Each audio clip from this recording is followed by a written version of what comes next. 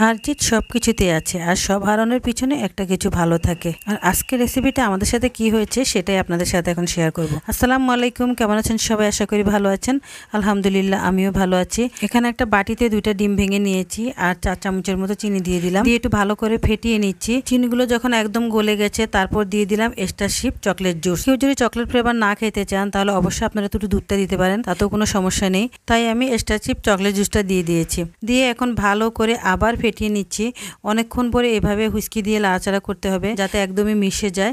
আর এই যে আমি এই এক্সট্রাশিপ জুসটাই দিয়েছি, দিলে ওটা অনেক ভালো হয় খেতে, ফ্লেভারটা অনেক সুন্দর আসে। আর এখন দিয়ে দিলাম আমি 1 চামচের মতো কর্নফ্লাওয়ার দিয়ে তারপর আমি একটু ময়দা ঢেলে দিচ্ছি। তো ময়দাটা আমি অল্প অল্প করে দিচ্ছি, যতটুকু আমার প্রয়োজন হয় অতটুকুই দিব, তাই পুরোটা একসাথে ঢালিনি। তো অল্প অল্প করে দিয়ে এখন আমি একটু ভালো করে নেড়ে চেড়ে নিচ্ছি।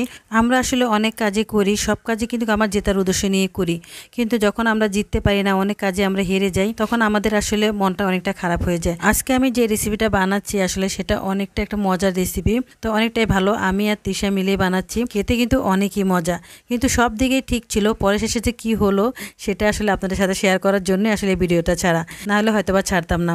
যাই হোক, হার জিত সব জায়গায় থাকবে। আমি হেরে গেছি তাই বলে আপনাদের সাথে শেয়ার করব না তা কিন্তু নয়। আমি হেরে গেলেও কখনোই মন খারাপ করি না, কারণ হেরে গেলে মন খারাপ কেন করব? মাঝে মাঝে হেরে যেতে হয়। হার থেকে মানুষ অনেক কিছু শিখে, জেতার থেকে মানুষ কি শিখে বলেন? হার থেকে তো সবকিছু শিখে। তো যাই হোক, এখন আমি ভালো করে ফেটিয়ে নিচ্ছি। একদমই ডোটা সুন্দর করে তৈরি করে ফেললাম, আর কোনো ঘন করতে হবে না। আর এখন আমি এক সাইডে রেখে তারপর আমি কলা নিয়ে আসলাম। এখন আমি কলাগুলোকে সুন্দর করে ছুলে নিচ্ছি আর সুন্দর করে গোল গোল করে কেটে নেব, পিস পিস করে। তো কলাগুলো এভাবে কেটে তারপর আমি কলার কেক বানাবো। সত্যি আসলে কলার কেক খেতে যে এত মজা কি বলবো। এর আগেও আমি একবার বানিয়েছি, অনেকটাই মজা হয়েছে খেতে। এবার যখন আবার কলার কেক খেতে ইচ্ছে করলো, যখন বানাতে আসলাম তখন আমার সাথে তার উল্টোটা হয়ে গেল। সত্যি আসলে অনেক সময় পারার জিনিসও আমরা না পারার মতো হয়ে যাই। কেন মাঝে মাঝে এরকম হয় আমি জানি না। অনেক কিছুই দেখবেন আপনি পারেন, একদম পারফেক্টলি আপনি সবই পারেন আপনি, কিন্তু পরে যখন দেখবেন বানাচ্ছেন আপনি, তখন দেখবেন আপনি সেটা হচ্ছে না, এটা অন্যরকম হয়ে যাচ্ছে, খারাপ হয়ে যাচ্ছে, আপনি যেটা চাইছেন সেটা পাচ্ছেন না, এরকমই আর কি। তো যাই হোক, আজকে আমার সাথে সেটাই হয়েছে।